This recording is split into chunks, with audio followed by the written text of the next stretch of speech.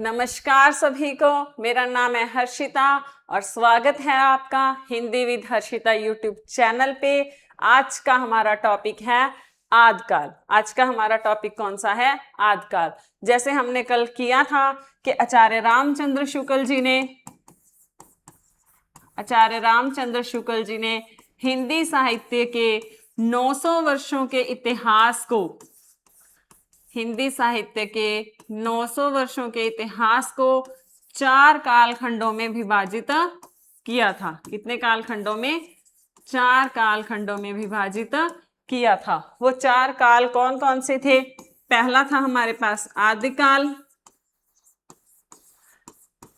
दूसरा है हमारे पास भक्तिकाल, तीसरा है हमारे पास रीतिकाल, चौथा है हमारे पास आधुनिक काल। चौथा कौन सा है? आधुनिक काल। आज हम सबसे पहले पढ़ने जा रहे हैं हमारा आदिकाल। देखो ये सब हम डिटेल में पढ़ेंगे कि कैसे भक्ति काल को आगे 4 भागों में बांटा, संत काव्य, सूफी काव्य, कृष्ण काव्य और राम काव्य। रीति काल के बारे में पढ़ेंगे और आधुनिक काल को कैसे पहले 2 भागों में बांटा, कैसे गद्य और पद्य, और उसके बाद गद्य के 3 भाग, प्रथम उत्थान, द्वितीय उत्थान और तृतीय उत्थान। इन सब के बारे में हम डिटेल से पढ़ेंगे, लेकिन आज हम सबसे पहले करेंगे आदिकाल। तो आदिकाल की समय सीमा क्या है? आदिकाल की समय सीमा क्या है? 1993 ईस्वी से कब तक मानते हैं? 1318 ईस्वी तक। ये कौन मानते हैं? हमारे आचार्य रामचंद्र शुक्ल जी। लेकिन अगर एक आदर्श काल विभाजन किया था, उसमें कहां से मानी गई है?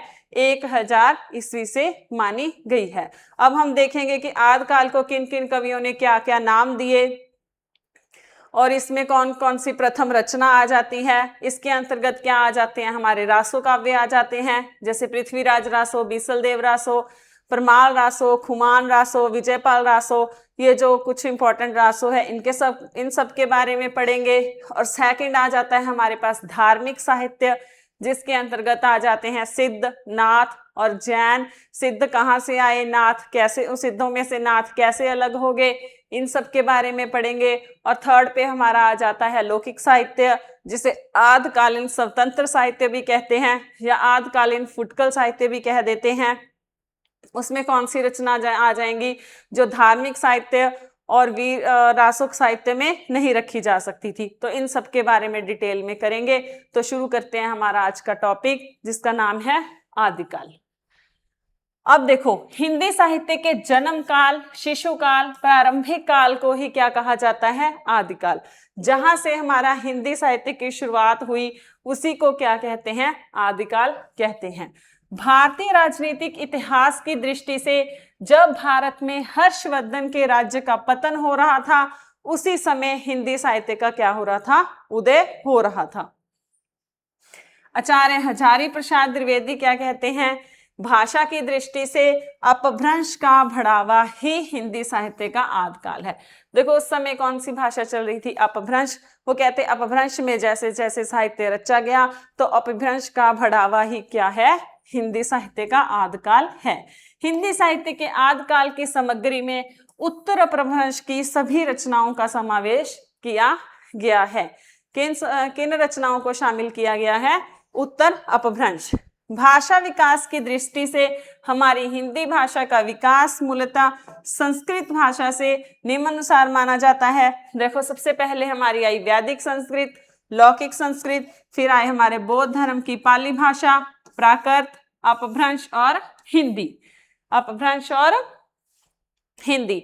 अब देखो जब अपभ्रंश आई थी, अपभ्रंश के बाद हिंदी भाषा आई, तो बीच का एक समय था जब इन दोनों भाषाओं का मिश्रित रूप में प्रयोग हो रहा था।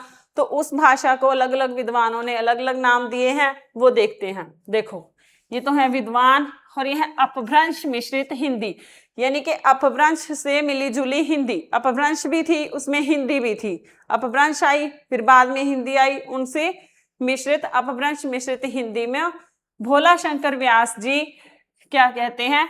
अवहट का नाम देते हैं। आचार्य रामचंद्र शुक्ल जी ने उसे प्रकर्ता भाष हिंदी का नाम दिया है। आचार्य रामचंद्र शुक्ल जी इसे कौन सा नाम देते हैं? पुरानी हिंदी। किसे देते हैं? अपभ्रंश मिश्रित हिंदी को। डॉक्टर नगेंद्र ने क्या नाम दिया है? उत्तर अपभ्रंश। आचार्य हजारी प्रसाद द्विवेदी जी कहते हैं परिष्कृत हिंदी, और विद्यापति जी कहते हैं देसिल बनिया। देसिल बनिया यानी देसी भाषा। चंद्रधर शर्मा गुलेरी, आचार्य रामचंद्र शुक्ल और राहुल संस्कृतन, ये तीनों विद्वान अपभ्रंश को ही पुरानी हिंदी भी कहते हैं। अपभ्रंश को क्या कहते हैं? पुरानी हिंदी। चंद्रधर शर्मा गुलेरी, आचार्य रामचंद्र शुक्ल और राहुल संस्कृतन क्या कहते हैं? अपभ्रंश को भी पुरानी हिंदी कहकर पुकारते हैं। आचार्य हजारी प्रसाद द्विवेदी ने आदिकाल को क्या कहा है? अत्यधिक विरोधों एवं व्याघातों का युग कहकर पुकारा है। आचार्य रामचंद्र शुक्ल ने पुरानी हिंदी को प्रकृताभास हिंदी कहा है। आचार्य शुक्ल के अनुसार आदिकाल का समय कहाँ से माना जाता है? महाराजा भोज के समय से लेकर हमीर देव के समय से कुछ पीछे तक का मानते हैं। यानी कि आचार्य रामचंद्र शुक्ल जी आदिकाल का प्रथम कवि किसे मानते हैं? राजा मुंज को। और अंतिम रचना कौन सी मानती है? हमीर देव से समय से कुछ पीछे तक। 8वीं शताब्दी से 15वीं शताब्दी तक के भारतीय इतिहास की राजनीतिक परिस्थिति हिंदू सत्ता के धीरे धीरे क्षय होने तथा इस्लाम सत्ता के धीरे धीरे उदय होने की कहानी है। देखो ये क्या कह रहा है कि 8वीं शताब्दी में क्या था कि भारत छोटे छोटे स्वतंत्र राज्यों में बटा हुआ था। उनमें आपसी निरंतर युद्ध जो चलते रहते थे। तो इसी कारण क्या है, जब वहां इस्लाम धर्म का आक्रमण होने लगा, मुसलमानों के द्वारा आक्रमण होने लगा, तो कहते हैं हिंदू सत्ता धीरे धीरे क्षय होने लगी और मुसलमान सत्ता का क्या हो गया? धीरे धीरे उदय हो गया। डॉक्टर नगेंद्र ने क्या कहा है? डॉक्टर नगेंद्र आदिकाल को कहते हैं आक्रमणों एवं युद्धों के प्रभाव की मन स्थितियों का प्रतिफल। डॉक्टर नगेंद्र क्या कहते हैं? आक्रमणों एवं युद्धों के प्रभाव की मन स्थितियों का प्रतिफल कहकर पुकारते हैं। और आचार्य रामचंद्र शुक्ल जी ने आदिकाल को क्या कहा है? अनिर्दिष्ट लोक प्रवृत्ति का युग कहा है। और पीछे हमने देखा था हजारी प्रसाद द्विवेदी जी क्या कहते हैं? अत्यधिक विरोधों एवं व्याघातों का युग कहते हैं। आदिकाल का अधिकांश साहित्य राजस्थान से प्राप्त होता है। दोहा आदिकालीन हिंदी साहित्य का दोहा जो वो सर्वप्रिय छंद माना जाता है। आदिकाल की सीमांकन, अब देखो इसके क्या समय निर्धारण किया है, इसके बारे में भी विद्वानों में मतभेद है। जॉर्ज ग्राहम इग्रेसन कहाँ से मानते हैं? 643 ईस्वी से 1400 ईस्वी तक। देखो अगर विक्रमी संवत पूछा जाए तो 700 विक्रमी संवत, यानी में इसमें 57 ऐड हो गई। ठीक है। उसके बाद मिश्र बंधु कहाँ से मानते हैं? 643 ईस्वी से 1389 ईस्वी तक। राहुल संस्कृतन कब मानते हैं? 707 ईस्वी से 760 ईस्वी से 1300 ईस्वी तक। और आचार्य रामचंद्र शुक्ल जी 993 ईस्वी से 1318 ईस्वी तक। और आचार्य रमाशंकर शुक्ल 1000 ईस्वी से 1343 ईस्वी तक मानते हैं। आदिकाल का नामकरण।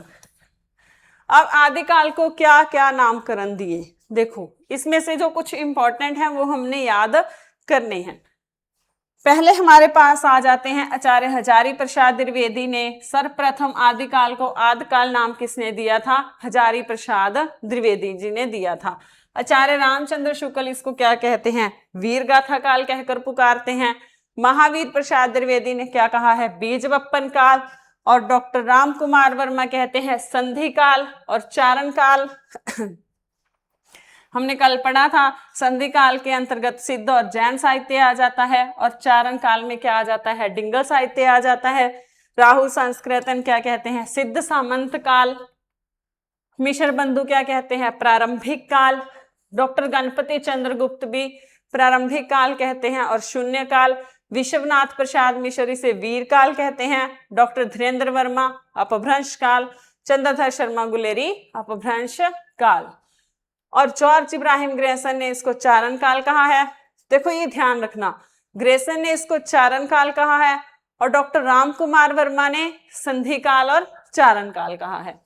पृथ्वीनाथ कमलकुल श्रेष्ठ ने अंधकार काल, रमाशंकर शुक्ल रसाल ने जय काव्य काल, राम खिलावन पांडे जी संक्रमण काल कहते हैं और श्याम सुंदर दास जी इसे वीर काल कहकर पुकारते हैं।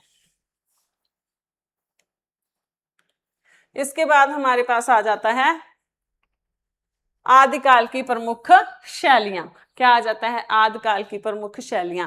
देखो आदिकाल में कौन सी शैलियों का प्रयोग किया गया? डिंगल शैली और पिंगल शैली।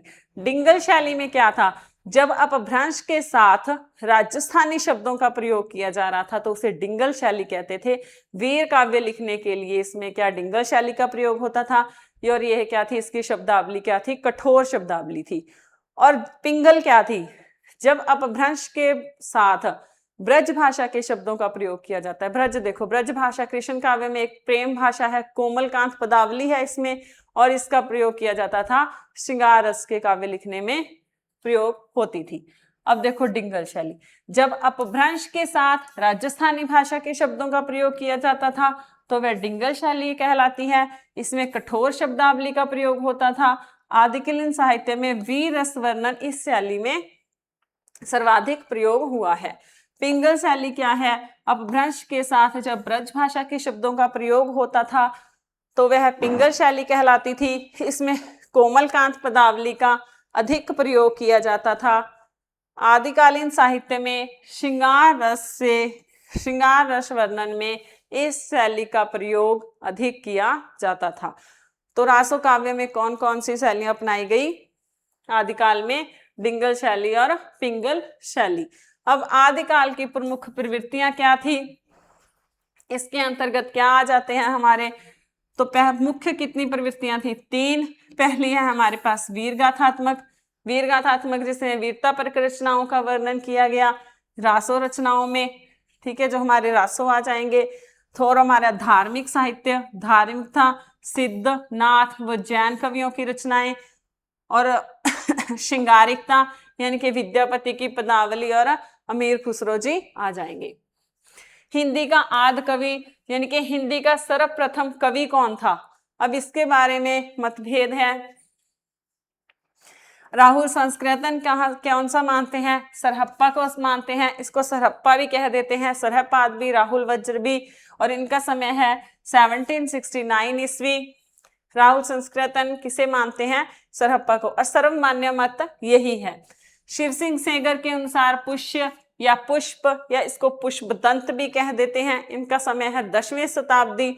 डॉक्टर गणपति चंद्रगुप्त के अनुसार शालिभद्र शूरी, इनका समय है 1184 ईस्वी। डॉक्टर राम कुमार वर्मा किसे मानते हैं? स्वयंभू को। देखो डॉक्टर राम कुमार वर्मा स्वयंभू को हिंदी का प्रथम कवि मानते हैं, लेकिन स्वयंभू जो हैं वो अपभ्रंश के प्रथम कवि माने जाते हैं। डॉक्टर बच्चन सिंह के अनुसार विद्यापति जी हैं 15वीं शताब्दी में। चंद्रधर शर्मा गुलेरी राजा मुंज को मानते हैं। आचार्य रामचंद्र शुक्ल राजा मुंज व भोज को मानते हैं। राजा भोज कौन थे? राजा मुंज के उत्तराधिकारी थे, और राजा मुंज क्या थे? रिश्ते में इनके चाचा लगते थे। मिश्र बंधु पुष्प या पुष्य को मानते हैं, या फिर पुष्प दंत भी लिख सकते हैं, और इनको पुष्प दंत भी लिखा आ सकता है। और शिव सिंह सेंगर भी इन्हें ही प्रथम कवि मानते हैं। तो सामान्य रूप से राहुल संस्कृतन द्वारा सरहप्पा को ही हिंदी का सर्वप्रथम कवि माना गया है। अब हिंदी साहित्य की सर्वप्रथम रचना कौन सी मानी जाती है? वो मानी जाती है 1933 ईस्वी की रचना है श्रावकाचार, जो कि एक जैन कवि देवसेन द्वारा लिखी गई है, जिसमें श्रावक धर्म के सिद्धांतों के बारे में बताया गया है। श्रावकाचार जैन कवि आचार्य देवसेन द्वारा 1933 ईस्वी में रचित को हिंदी की सर्वप्रथम रचना के रूप में स्वीकार किया जाता है। इस रचना में कुल 250 पद या दोहे हैं। देखो याद रखना है 1933 ईस्वी में, और इसमें पद कितने हैं? 250 पद हैं। इनमें श्रावक धर्म में सिद्धांतों का वर्णन किया गया है। गृहस्थ धर्म इसका प्रमुख विषय रहा है। अगर आपसे पूछ लिया जाए कि श्रावकाचार रचना का मुख्य विषय क्या है, तो गृहस्थ धर्म। आदिकालीन साहित्य का विभाजन, इसका विभाजन मुख्य 4 श्रेणियों में किया गया है जो मैं आपको बता चुकी हूँ। रासो साहित्य, रास साहित्य, सिद्ध साहित्य और नाथ साहित्य। देखो रासो, ये ध्यान रखना, ये है रासो शब्द और ये है रास। रासो में आ जाएंगे हमारे रासो जैसे पृथ्वीराज वीरगाथात्मक ग्रंथ, और रास का रास कौन सा है, जैन साहित्य। सिद्ध आ जाएंगे नाथ, और एक हमारे पास आ जाएंगे कुछ ऐसी भी रचनाएं लिखी गई जिनको ना तो रासो साहित्य में रखा जा सकता था और ना ही इन धार्मिक साहित्यों में, तो उनके लिए उनको क्या कहा गया, आदिकालीन स्वतंत्र साहित्य। देखो आदिकाल में कुछ रचनाएं ऐसी भी मिलती हैं जिनमें उपयुक्त चारों प्रकार के साहित्य के लक्षण स्पष्ट नहीं मिलते, इसीलिए डॉक्टर नगेंद्र ने ऐसी रचनाओं को क्या कहा है, आदिकालीन स्वतंत्र साहित्य कहा है। डॉक्टर नगेंद्र ने क्या कहा है, आदिकालीन स्वतंत्र साहित्य। जबकि आचार्य रामचंद्र शुक्ल ने इन्हें आदिकाल की फुटकल रचनाओं की श्रेणी में रखा है। आदिकाल की फुटकल रचनाएं कौन कहता है, आचार्य रामचंद्र शुक्ल जी, और आदिकालीन स्वतंत्र साहित्य का नाम कौन देते हैं, डॉक्टर नगेंद्र। आचार्य रामचंद्र शुक्ल केवल रासो साहित्य को ही मूल साहित्य मानते हैं। कौन से साहित्य को, रासो साहित्य को ही मूल साहित्य मानते हैं। ये सिद्ध, नाथ और जैन साहित्य को एक सांप्रदायिक शिक्षा मात्र कहकर मानते हैं। कहते ये धार्मिक साहित्य है, वो इसको इसका हिस्सा नहीं मानते। वे जैन साहित्य, सिद्ध साहित्य, नाथ साहित्य को मूल साहित्य ना मानकर सांप्रदायिक शिक्षा मात्र कहते हैं। हजारी प्रसाद द्विवेदी जी चारों को ही आदिकालीन साहित्य में स्वीकार करते हैं। अब हमारे पास पहले आ जाता है रासो साहित्य। अब हम पहले क्या पढ़ेंगे, रासो साहित्य। अब रासो साहित्य यानी कि जिसमें वीर गाथात्मक काव्य लिखे गए, ठीक है। अब विद्वान कहते हैं कि रासो शब्द कहाँ से आया, रासो शब्द की व्युत्पत्ति कहाँ से हुई। हजारी प्रसाद द्विवेदी जी कहते हैं रासक से हुई। हमारे देखो आचार्य रामचंद्र शुक्ल जी ने नरपति नालय द्वारा रचित बीसल देव रासो, आगे हम बीसल देव रासो के बारे में डिटेल से पढ़ेंगे। इनके लेख रचनाकार थे नरपति नालय में उल्लेखित पद के आधार पर रासो शब्द की व्युत्पत्ति हुई रसायन शब्द से। किस शब्द से, रसायन शब्द से। उन्होंने क्यों कहा है, 1272 मझारी जेठवदी नवमी बुधवारी नाला रसायन आरंभी शारदा तुठी ब्रह्म कुमारी। ये कहते जो बीसल देव का ये पद है उसमें से जो ये रसायन शब्द आया है इसी से रासो शब्द की व्युत्पत्ति हुई है। हमें सिर्फ याद रखना है कि आचार्य रामचंद्र शुक्ल रासो की व्युत्पत्ति किससे मानते हैं, रसायन से। आचार्य हजारी प्रसाद द्विवेदी रासो की व्युत्पत्ति किससे मानते हैं, रासक शब्द से। ये क्रम बताया हमने, रासक से रासो बना, फिर रासा, फिर क्या बन गया, रासो। ग्रासद तासी ने किससे मानी है, राजसूय से अथवा राज यश शब्द से मानी जाती है। आप इनको ऐसे ही याद करना है। ग्रासद तासी ने अपने इतिहास ग्रंथ में चंद्रबरदाई की रचना का नाम पृथ्वीराज राजसूय, जो हम आगे पढ़ेंगे पृथ्वीराज रासो, वो कहते हैं उनकी रचना का नाम था पृथ्वीराज राजसूय, जिसके आधार पर उन्होंने रासू को राजसूय से माना है। कविराज श्यामल दास, डॉक्टर काशी प्रसाद जायसवाल तथा नागरी प्रचारणी सभा काशी द्वारा प्रकाशित हिंदी शब्द सागर के संपादकों ने रासो शब्द की व्युत्पत्ति कहाँ से मानी है, रहस्य शब्द से। कहाँ से मानी है, रहस्य शब्द से। डॉक्टर दशरथ शर्मा, आचार्य नंद दुलारे वाजपेयी तथा पृथ्वीराज रासो की भूमिका के अनुसार रासो शब्द की व्युत्पत्ति कहाँ से हुई है, रास शब्द से।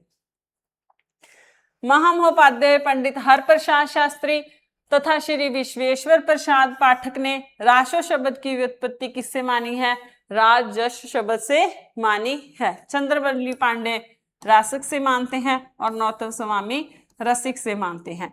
उपयुक्त सभी मतों में आचार्य हजारी प्रसाद द्विवेदी द्वारा प्रस्तुत रासक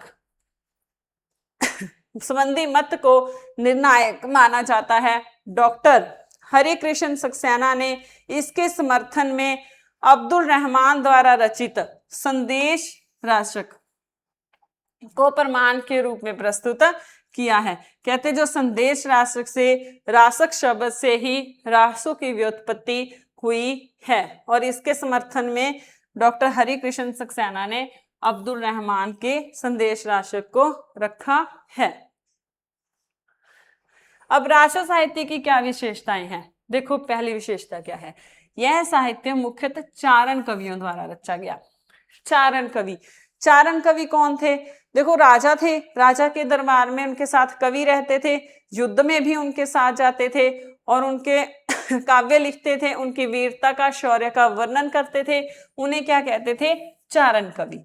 इन रचनाओं में चारण कवियों द्वारा अपने आश्रयदाता के शौर्य एवं ऐश्वर्य का अतिशयोक्तिपूर्ण वर्णन किया जाता था। कहते जो कवि थे वो जिस राज्य के आश्रय में रहते थे उनकी वीरता और शौर्य का वर्णन अतिशयोक्तिपूर्ण यानी कि बढ़ा चढ़ाकर वर्णन करते थे। यानी कि उनका मकसद क्या था? अपने राजा को खुश करना। इन रचनाओं में उस समय के सामंती जीवन की स्पष्ट झलक मिलती है। इसमें ऐतिहासिकता के साथ साथ कवियों की कल्पना का भी समावेश हुआ है। यानी कि देखो कवि अपने राजाओं के युद्ध की वीरता का वर्णन करते थे, लेकिन उसमें कुछ अपनी कल्पना का भी समावेश कर जाते थे और उनके बारे में बढ़ा चढ़ाकर बातें लिख देते थे। इसमें युद्ध व प्रेम का अधिक वर्णन मिलता है। आदिकालीन साहित्य में हमें किसका वर्णन मिलता है? युद्ध, क्योंकि उस समय युद्ध का समय था वो, और प्रेम का अधिक वर्णन मिलता है। युद्ध और प्रेम के अधिक वर्णन के कारण देखो वीर काव्य एवं श्रृंगार रस की प्रधानता मानी जाती है। यानी कि युद्धों का वर्णन था वो हमारे पास वीर रस में किया जाता था और प्रेम संबंधी काव्य थे वो श्रृंगार रस में लिखे गए। इन रचनाओं में डिंगल तथा पिंगल शैली का प्रयोग हुआ है। वही बात फिर आ गई, डिंगल में क्या था? वीर रस की प्रधान और पिंगल में श्रृंगार रस की प्रधानता थी। इनमें भिन्न प्रकार की भाषाओं एवं अनेक प्रकार के छंदों का प्रयोग किया गया। इन रचनाओं में चारण कवियों की संकुचित राष्ट्रीयता की भावना देखने को मिलती है। संकुचित राष्ट्रीयता मतलब उनको अपने देश से कोई लेना देना नहीं था, वो जिस राज्य के आश्रय में रहते थे उसके प्रति ही अपनी भावना रखते थे। तो इसीलिए ये वर्ड आया है कि संकुचित राष्ट्रीयता की भावना देखने को मिलती है। रासो साहित्य की अधिकांश रचनाएं संदिग्ध एवं अर्ध प्रमाणिक मानी जाती हैं। क्या मानी जाती हैं? अर्ध प्रमाणिक मानी जाती हैं। अब रासो साहित्य की जो प्रमुख रचनाएं हैं हमारे पृथ्वीराज रासो, ठीक है, इसके रचनाकार कौन है? चंद बरदाई, जिनका मूल नाम क्या था? बलिद्य या पृथ्वी भट्ट भी था। बीसल देव रासो हमारे नरपति नाला जी का। परमाल रासो जगनिक का। परमाल रासो किसका था? जगनिक का, जिसमें महोबे के 2 वीरों का वर्णन किया गया था, आला एवं उदल का। हमीर रासो शारंगधर का। खुमान रासो दलपत विजय का। विजयपाल रासो नल्ला सिंह बाड़ और बुद्धि रासो जलहन का। और मुंज रासो किसका है? अज्ञात, जिसके कवि का अभी तक पता नहीं चल पाया है। अन्य भी रासो हैं, देखो कलयुग रासो। इन रासो के आपको सिर्फ नाम याद करने हैं। कलयुग रासो के रचनाकार हैं रसिक गोविंद। कायम खां रासो के हैं न्यामत खां जान कवि। राम रासो के हैं समय सुंदर। राणा रासो के हैं दयाराम। रतन रासो के हैं हमारे कुंभकर्ण और कुमारपाल रासो के हैं देवप्रभ सूरी। सबसे पहले हम करेंगे पृथ्वीराज रासो, ठीक है। पृथ्वीराज रासो के लेखक का नाम है चंद बरदाई, जो कि पृथ्वीराज रासो के नायक कौन है? पृथ्वीराज चौहान, ठीक है। उनके दरबारी कवि थे चंद बरदाई। उनका वास्तविक नाम क्या था? बलिद्य और या पृथ्वी भट्ट। जन्म काल आचार्य रामचंद्र शुक्ल के अनुसार चंद्र बरदाई का जन्म 1168 ईस्वी यानी कि 1168 ईस्वी। अगर हम विक्रमी संवत की बात करें तो 1225 ईस्वी में भट्ट जाति के जगत नामक गोत्र में हुआ था। कहाँ हुआ था? भट्ट जाति के जगत नामक गोत्र में हुआ था। जन्म स्थान कहाँ था इनका? लाहौर। काव्य स्वरूप, यह प्रबंधात्मक श्रेणी का महाकाव्य माना जाता है। ये क्या माना जाता है? प्रबंधात्मक श्रेणी का महाकाव्य, इसको महाकाव्य की श्रेणी में रखा गया है। आचार्य रामचंद्र शुक्ल जी हिंदी साहित्य का प्रथम महाकाव्य किसे मानते हैं? पृथ्वीराज रासो को। प्रथम महाकाव्य मानते हैं पृथ्वीराज रासो को, और प्रथम महाकवि किसे मानते हैं? चंद्रबरदाई को।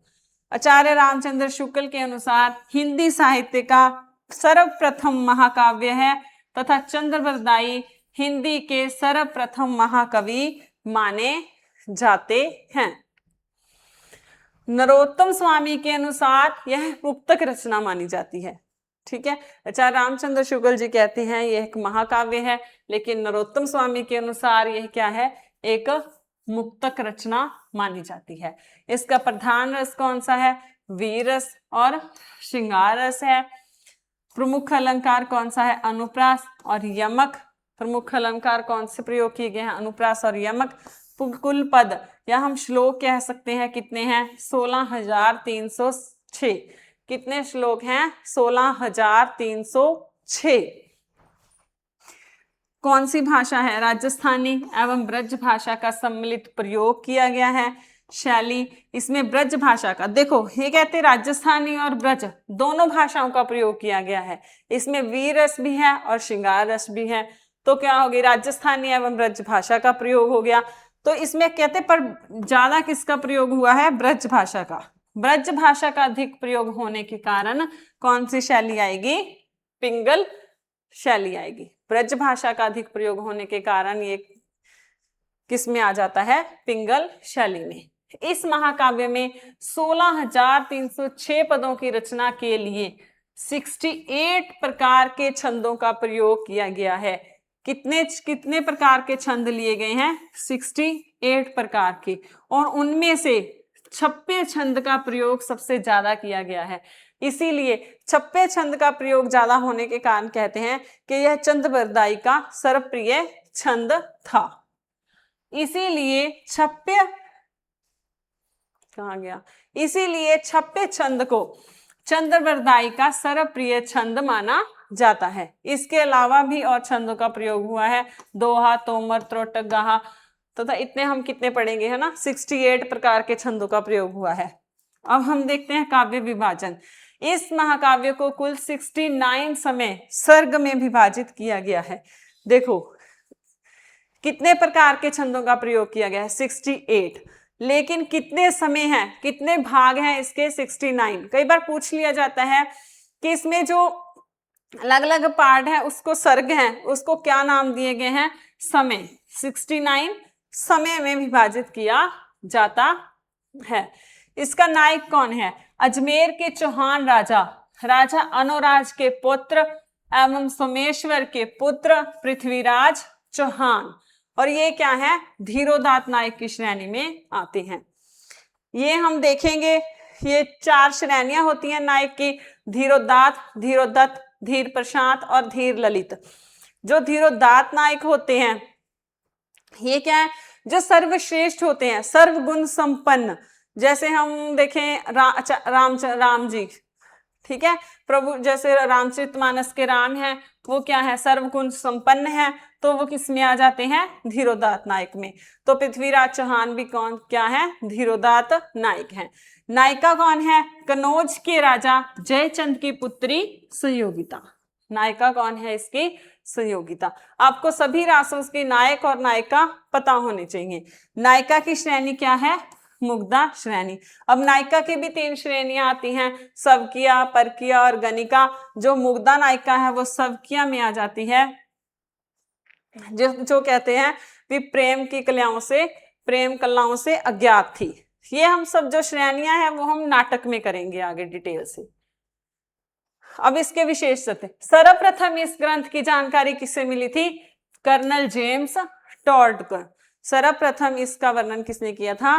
कर्नल जेम्स टॉड ने किया था और उन्होंने इसका एक भाग संयोगिता स्वयंवर के नाम से प्रकाशित भी करवाया था। इस रचना के कुछ पद पुरातन प्रबंध संग्रह में प्राप्त होते हैं, जिससे इसकी प्रामाणिकता सिद्ध होती है, लेकिन इनकी प्रामाणिकता बारे में भी मतभेद है। कुछ लोग पृथ्वीराज रासो को प्रामाणिक मानते हैं, कुछ अर्ध प्रमाणिक और कुछ अप्रमाणिक। क्यामासवद प्रसंग भी इसी ग्रंथ में प्राप्त होता है।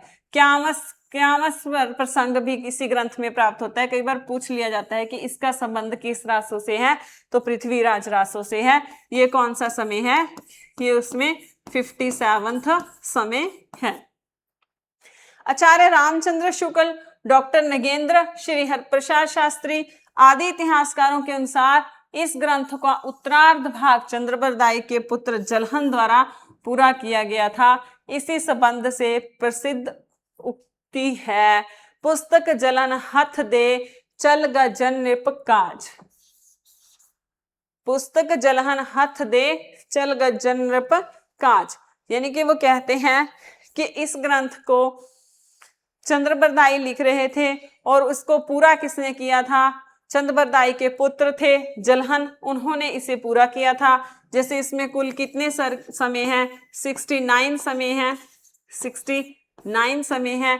तो उसमें से जो 59 है, 59 समय चंद्रबरदाई ने पूरे किए थे और जो आखिरी के 10 समय हैं वो किसने लिखे थे?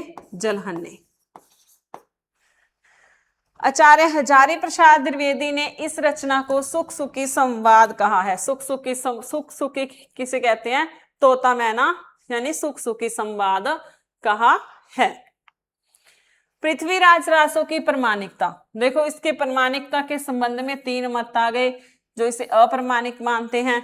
ठीक है, आचार्य रामचंद्र शुक्ल जी ने तो कहा है कि ये पूरा ग्रंथ ही जाली है। अर्ध प्रमाणिक मानने वाले और प्रमाणिक मानने वाले, ये इतिहासकार भी आपको याद करने पड़ेंगे। अप्रमाणिक मानने वाले कौन से आ जाते हैं? राय बहादुर, पंडित गौरीशंकर हीरानंद ओझा, कविराज मुरारीधन एवं श्यामलदान, मुंशी देवी प्रसाद, आचार्य रामचंद्र शुक्ल। देखो आचार्य रामचंद्र शुक्ल क्या कहते हैं? यह पूरा ग्रंथ ही जाली है। डॉक्टर बुल्लर और मोतीलाल मिनारिया, सर्वप्रथम इसकी अप्रमाणिक घोषित करने वाले थे हमारे डॉक्टर बुल्लर। देखो इनको याद करो, इनको याद कैसे करेंगे? अप्रमाणिक जैसे हम याद रख सकते हैं ओझा हीरानंद ओझा, ऐसे ये याद रह जाएंगे। सर्वप्रथम देखो डॉक्टर बुल्लर ने 1875 ईस्वी में इसे अप्रमाणित घोषित किया था। इसे सबसे पहले किसने अप्रमाणिक घोषित किया था? डॉक्टर बुल्लर ने। और इसका आधार क्या बनाया था? एक कश्मीरी कवि थे हमारे पास, जानक। कश्मीरी कवि थे जानक, उनका ग्रंथ था पृथ्वीराज विजय, जिसके आधार पर इन्होंने पृथ्वीराज रासो को अप्रमाणिक घोषित किया था। आचार्य रामचंद्र शुक्ल के अनुसार यह पूरा ग्रंथ जाली माना गया है। अब हम देखते हैं अर्ध प्रमाणिक। इसको अर्ध प्रमाणिक कौन कौन मानते हैं? आचार्य हजारी प्रसाद द्विवेदी जी, सुनीति कुमार चटर्जी, मुनिजिन विजय और अगरचंद नहाटा जो हैं, इनको अर्ध प्रमाणिक मानते हैं। देखो इसको याद कर सकते हो, अगर मुनि सुनी हजार, हजार मुनि सुनी अगर, कैसे भी करके आप इनको याद करो। कोई भी 2 याद कर लो, तीसरे जो रह गए वो उसमें आ जाएंगे। प्रमाणिक मानने वाले, प्रमाणिक मानने वाले कौन से हैं? डॉक्टर श्याम सुंदर दास, मोहनलाल विष्णुलाल पांड्या, मिश्र बंधु भी क्या मानते हैं? प्रमाणिक। कर्नल टॉल्ड, सर्वप्रथम जानकारी तो कर्नल टॉल्ड को ही मिली थी, तो ये इसको एक ऐतिहासिक ग्रंथ मानते हैं। मथुरा प्रसाद दीक्षित, अयोध्या सिंह उपाध्याय, डॉक्टर नगेंद्र और जॉर्ज इब्राहिम ग्रेसन इनको क्या मानते हैं? प्रमाणिक ग्रंथ मानते हैं। डॉक्टर नगेंद्र ने इस रचना को क्या कहा है? घटना कोश कहकर पुकारा है। क्या कहा है? घटना कोश। पृथ्वीराज रासो की हस्तलिखी कृतियों के 4 रूपांतरण प्राप्त होते हैं। कितने? 4 रूपांतरण प्राप्त होते हैं। 4 रूपांतरण कौन कौन से हैं? बृहत रूपांतरण, मध्य रूपांतरण, लघु रूपांतरण और लघुत्तम रूपांतरण। बृहत रूपांतरण में कितने हैं? 69 समय हैं और 16,306 छंद हैं। इस संस्करण का प्रकाशन कहाँ से हुआ था? नागरी प्रचारणी सभा काशी ने किया। इसकी हस्तलिखित प्रति उदयपुर संग्रहालय में सुरक्षित है। इसका प्रकाशन कब हुआ था? 1585 ईस्वी में हुआ माना जाता है। फिर आ जाता है हमारे पास मध्यम रूपांतरण, जिसमें कितने हैं? 7,000 छंद हैं। बृहत में कितने थे? 16,306 और मध्यम में कितने हैं? 7,000। इसका प्रकाशन कहते अभी तक नहीं हुआ और इसकी जो हस्तलिखित प्रतियां हैं वो अजमेर एवं बीकानेर में सुरक्षित हैं और ये 17वीं शताब्दी में लिखित मानी जाती है। तीसरा हमारे पास आ जाता है लघु रूपांतरण। इसमें 19 खंड और 3500 छंद हैं। 19 खंड हैं और 3500 छंद हैं। इसकी हस्तलिखित भी कहाँ मिलती है? बीकानेर में। लघुत्तम रूपांतरण में कितने हैं? 1300 छंद हैं। इसका विभाजन नहीं किया गया। डॉक्टर दशरथ शर्मा ने इसी संस्करण को मूल रासो काव्य माना है। देखो, डॉक्टर दशरथ शर्मा ने लघुत्तम रूपांतरण को ही मूल काव्य माना है। हमें इसमें क्या याद रखना है कि बृहत में कितने छंद थे? 16,306। मध्यम में कितने थे? 7,000 छंद थे और हमारे पास लघु में कितने छंद थे? 3500 और लघुत्तम में कितने हैं? 1300 छंद। अब इसके बारे में कुछ और तथ्य हैं। एक थाल जन्म, एक थाल मरण। इसका क्या अर्थ है? देखो, पेपर में ये पंक्ति देकर पूछ लिया जाता है कि इसका संबंध किससे है। देखो, इसका संबंध है पृथ्वीराज रासो, पृथ्वीराज चौहान और चंद्रबरदाई, जो कहते दोनों आपस में घनिष्ठ मित्र थे और इनके लिए ये पंक्ति प्रसिद्ध हुई कि दोनों का जन्म भी एक ही दिन हुआ था और दोनों की मृत्यु भी एक दिन हुई थी। यह कथन चंद्रबरदाई और पृथ्वीराज चौहान के बारे में प्रसिद्ध है। ऐसा माना जाता है कि दोनों अभिन्न मित्रों का जन्म एक ही दिन हुआ तथा इनकी मृत्यु भी एक ही दिन हुई थी। कर्नल टॉड ने इस रचना को क्या माना है? ऐतिहासिक ग्रंथ माना है। चंद्रबरदाई दिल्ली के अंतिम हिंदू सम्राट पृथ्वीराज चौहान के सामंत एवं प्रसिद्ध राजकवि थे। बाबू गुलाब राय ने इसे क्या कहा है? स्वाभाविक विकासशील महाकाव्य कहकर पुकारा है। बाबू श्याम सुंदर दास व उदय नारायण तिवारी ने इसे विशाल वीर काव्य मानते हैं। देखो, एक तो हमारे पास इनमें से ये ज्यादा इंपॉर्टेंट है। डॉक्टर बच्चन सिंह ने क्या कहा है? राजनीति की महाकाव्यात्मक त्रासदी। पृथ्वीराज रासो को क्या कहते हैं? राजनीति की महाकाव्यात्मक त्रासदी, डॉक्टर बच्चन सिंह के अनुसार। नरोत्तम स्वामी के अनुसार चंद्रबरदाई ने यह रचना पृथ्वीराज के दरबार में रहकर मुक्तक रूप में लिखी थी। पंडित गौरीशंकर हीराचंद ओझा ने पृथ्वीराज रासों में वर्णित तथा स्वंतों को भाटों की कल्पना मात्र माना है। कहते ये कोई प्रमाणिक रचना नहीं है, ये केवल उस समय के कवियों की कल्पना की गई है। ठाकुर शिव सिंह सेंगर ने इन्हें छप्पियों का राजा, देखो हम पीछे पढ़ के आए हैं कि चंद्रबरदाई का सर्वप्रिय छंद कौन सा था? छप्पे छंद था। तो इनको क्या कहा है? छप्पियों का राजा। तथा नामवर सिंह ने इन्हें छंदों का राजा कहा है। चंद्रबरदाई ने अपनी भाषा को छठ भाषा कहा है। क्या कहा है? छठ भाषा। अब हम करते हैं बीसलदेव रासो। बीसलदेव रासो के लेखक हैं हमारे नरपति नाल्य। कौन है? नरपति नाल्य। इसका रचना काल क्या है? 1155 ईस्वी या 1212 विक्रमी संवत। पृथ्वीराज रासो का क्या था? देखो, ये मैं इसलिए बोलती हूँ दोबारा आपको याद हो जाए। पृथ्वीराज रासो का क्या था? 1168 ईस्वी था और विक्रमी संवत क्या था? 1225 ईस्वी विक्रमी संवत।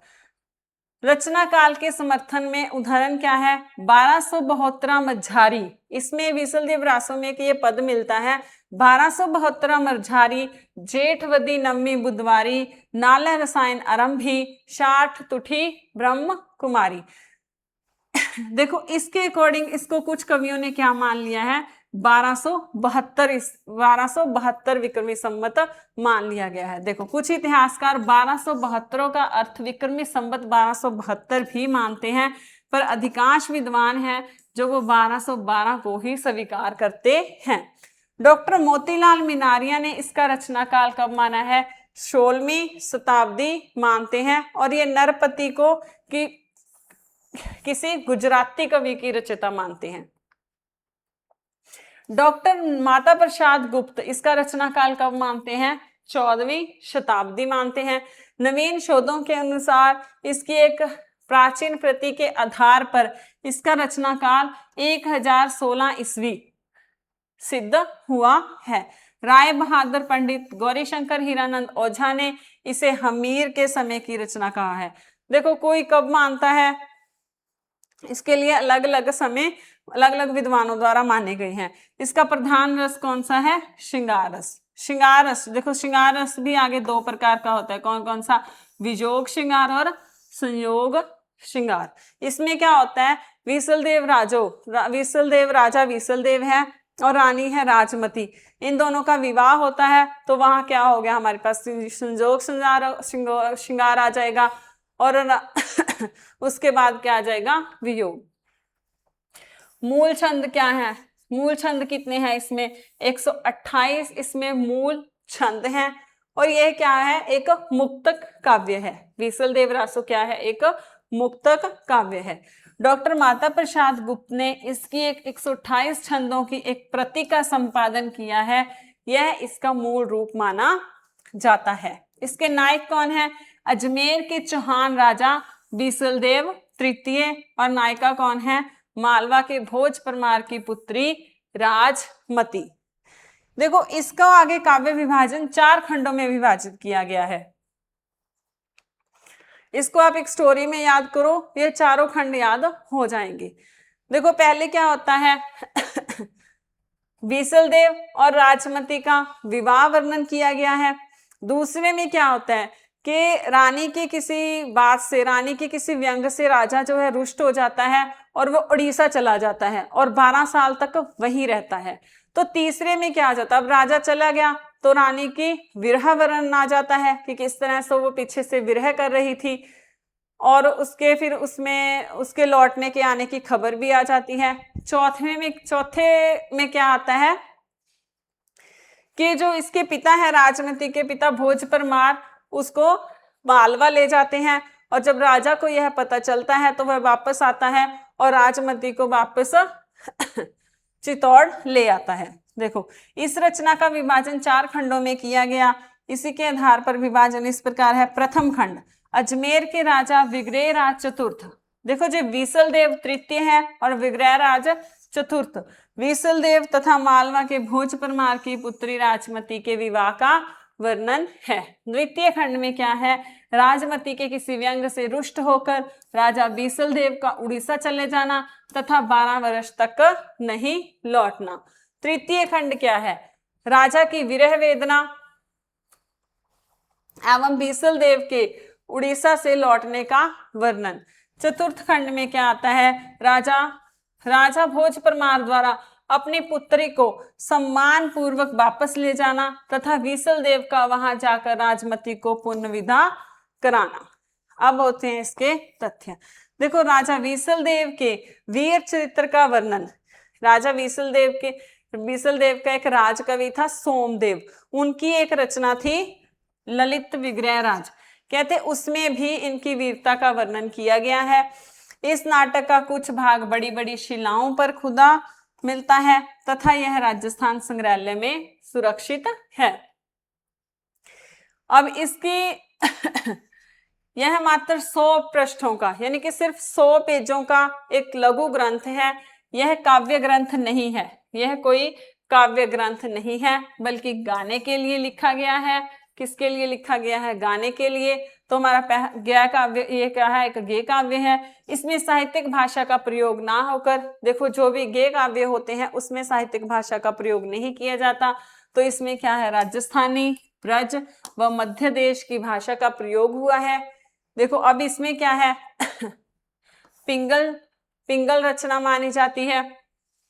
इसमें वीरता का वर्णन तो हमने कहीं देखा नहीं, जो 4 भाग पड़े हैं, तो इसलिए इसमें क्या है, पिंगल शैली है, यानी श्रृंगार रस है। यह श्रृंगार प्रधान रचना मानी जाती है। आचार्य रामचंद्र शुक्ल के अनुसार यह रचना वीर काव्य परंपरा की सर्वप्रथम रचना मानी जाती है। यह इसको वीर काव्य की परंपरा की सर्वप्रथम रचना मानते हैं आचार्य रामचंद्र शुक्ल जी। और हिंदी में 12 मासा यानी कि माह के 12 साल के 12 माह का सर्वप्रथम वर्णन इसी ग्रंथ में है। 12 मासा की शुरुआत कहाँ से हुई है, कार्तिक माह से हुई है। यह भी पूछा जा सकता है कि सबसे पहले 12 मासा का वर्णन कहाँ मिलता है। हिंदी साहित्य में सबसे पहले 12 मासा का वर्णन हमें मिलता है बीसल देवरासों में, और किस मास से शुरू हुआ है, कार्तिक मास से शुरू हुआ है।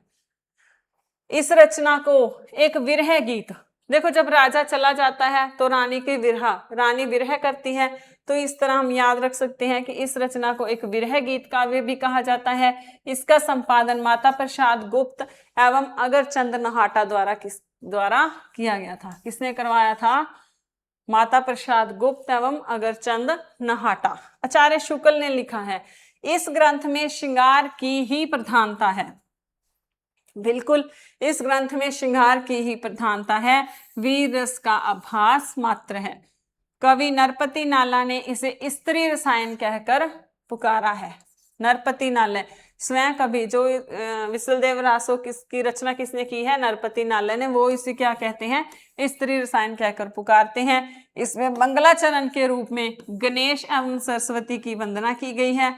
डॉक्टर माता प्रसाद गुप्त ने लिखा है कि हमें साहित्य में ना तो कहीं भी कोई विसलदेव राजा मिलता है, ना ही रानी राजमती मिलती है। इसी में विसलदेव रासो के कवि की सबसे बड़ी सफलता मानी जाती है। अब आ जाता है हमारे पास परमाल रासो। परमाल रासो के रचयिता कौन है, जगनिक। इसमें महोबा के 2 वीर थे, आला एवं उदल, उनकी वीरता का वर्णन किया गया है। और आल्हा के नाम से परमाल रासो को ही आला खंड भी कहा जाता है। उत्तर प्रदेश में इसे किस नाम से प्रकाशित कराया गया था, आला खंड। और परमाल रासो के नाम से किसने किया था, बाबू श्याम सुंदर दास ने। परमाल रासो के लेखक कौन है, जगनिक। इसका रचना काल क्या है, 1230 ईस्वी। देखो प्रधान रस, इसका प्रधान रस कौन सा है, वीर रस, जो मैं अभी आपको बताया है। विशेष तथ्य, यह ग्रंथ अपनी गेयता के लिए अधिक प्रसिद्ध है। किसके लिए, गाने के लिए प्रसिद्ध है। उत्तर प्रदेश एवं उत्तराखंड में इस काव्य को आल्हा या आला खंड कहा जाता है। उत्तराखंड में इसे क्या कहा जाता है, आला खंड।